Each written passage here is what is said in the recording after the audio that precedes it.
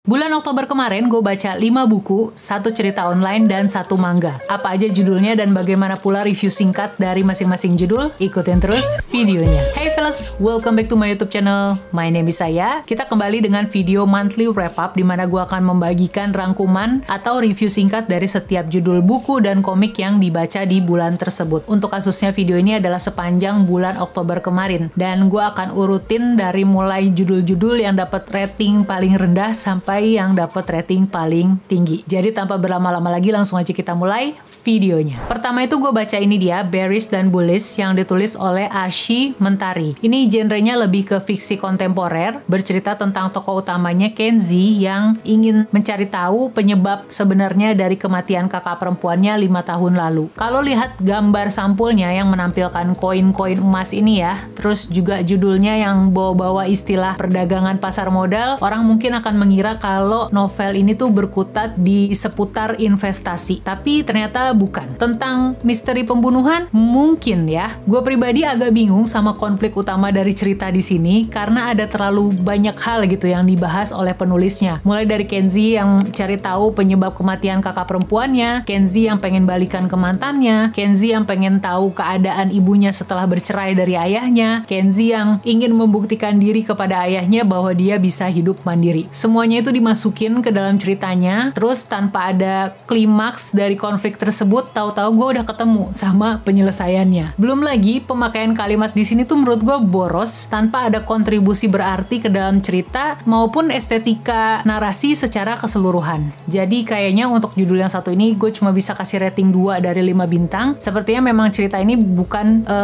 not my cup of tea lah istilahnya. Berikutnya ada ini dia, manusia paling dipuja di seluruh dunia, selebriti, popularitas, dan kenapa kita terus menyaksikan mereka, yang ditulis oleh Angga Prawadika Aji. Ini sebuah buku non-fiksi dan sesuai judulnya akan membahas tentang manusia paling dipuja alias selebriti. Di dalamnya ini berisikan pemaparan sejarah terciptanya budaya selebriti. Jadi asal mula kenapa orang-orang bisa segitu keponya sama selebriti atau artis. Dituturkannya ini secara runut mulai dari masa setelah Perang Dunia Pertama sampai sekarang di mana internet itu punya peran penting terhadap budaya selebriti itu sendiri. Isinya bagus, informasinya menarik, bisa jadi bahan refleksi buat gua ketika mau mengonsumsi media-media yang menampilkan sosok-sosok selebriti tersebut. Akan tetapi di beberapa bagian kalimatnya itu bisa sangat teknis gitu ya, sehingga bikin gua mengerutkan kening. Tapi selebihnya menurut gua narasi di sini enak, kalimat-kalimatnya mudah dicerna. Jadi untuk yang satu ini gua mau kasih rating 3,5 dari 5 bintang. Selanjutnya ada buku non-fiksi juga, yaitu ini dia, The Little Book of Slot Philosophy, Seni Hidup Santai Tapi Tetap Produktif ala Kungkang, yang ditulis oleh Jennifer McCartney. Ini gue baca yang versi terjemahan diterbitin sama Rene Book. Ini adalah sebuah buku yang membahas metode hidup santai yang mencontoh hewan paling lambat di dunia, yaitu kungkang. Di dalamnya kamu akan nemuin panduan-panduan hidup santai yang bisa diterapkan dalam berbagai bidang kehidupan, kayak misalnya makan, terus baca buku, dan juga sampai ke hubungan dengan pasangan. Di dalamnya sini tuh ada bagian-bagian yang dimaksudkan untuk bercanda gitu ya, dan beberapa kali sukses bikin gue ketawa ngakak. Tapi ya karena itu dia, karena ada bagian-bagian yang dimaksudkan untuk, atau nadanya itu adalah bercanda, jadi pas baca buku ini tuh agak disaring ya, atau bahasa kerennya tuh take it with a grain of salt, jangan dimakan mentah-mentah, karena nggak semua panduan hidup santai di sini tuh bisa langsung diterapkan begitu aja dalam hidup. Tapi overall gue suka sama buku ini karena pas bacanya tuh gue jadi ikutan ke bawah santai dan berhasil menciptakan perasaan senang. Meskipun beberapa kalimat terjemahannya terkesan kaku, tapi selebihnya gue sangat menikmati buku ini dan juga isinya tuh ngasih impact gitu ke hidup gue. Karenanya untuk judulnya satu ini gue mau kasih rating 3,8 dari 5 bintang. Berikutnya ada sebuah cerita online yang gue baca di aplikasi Cabaca, yaitu ini dia, Post Meridium, yang ditulis oleh Daniel Ahmad. Ini tuh bercerita tentang sebuah desa bernama Desa Keruak yang setelah jam 6 malam penduduknya itu harus tinggal dalam kondisi sunyi dan gelap gulita. Mereka bersembunyi dari makhluk-makhluk yang senang memangsa manusia. Dari mana asal-usul makhluk tersebut dan bagaimana pula perlawanan penduduk desa untuk melenyapkannya, itu yang akan kita ikuti sepanjang cerita di dalam sini. Semua impresi ketika sedang membaca ceritanya itu udah gue tuangkan dalam video reading vlog yang ini. Kamu bisa nonton di situ. Yang pasti ceritanya nih seru, misterinya tuh menarik, terus juga suasana yang dibangun mencekam. Jadi secara keseluruhan ceritanya recommended buat gue. Makanya untuk judul Post Meridium ini gue mau kasih rating 3,8 dari 5 bintang. Kemudian gue baca ini dia, Where the Wild Ladies Are, yang ditulis oleh Matsuda Aoko. Ini adalah versi terjemahan yang diterbitin sama penerbit Haru. Kemarin itu gue bacanya dalam versi ARC Advanced Reader Copy yang bentuknya PDF, jadi bukunya belum gue pegang saat ini. Ini adalah buku kumpulan cerita pendek yang mana benang merahnya itu adalah semesta dedemit atau hantu. Meskipun ngebahas tentang hantu, tapi jauh dari kesan menakutkan. Sebaliknya 13 cerita di sini tuh ngasih sesuatu yang segar dan jenaka. Di dalamnya sifat-sifat jelek kayak cemburu, keras kepala, dan sifat-sifat jelek lainnya tuh tidak diberikan stigma negatif, tapi sebaliknya dikasih ruang untuk dikembangkan lewat kelakuan para dedemit di sini. Terus gue juga menangkap gambaran mengenai ketidakadilan yang diterima perempuan dalam masyarakat tempat dia tinggal, dan juga tentang bagaimana masyarakat adalah sumber penderitaan manusia.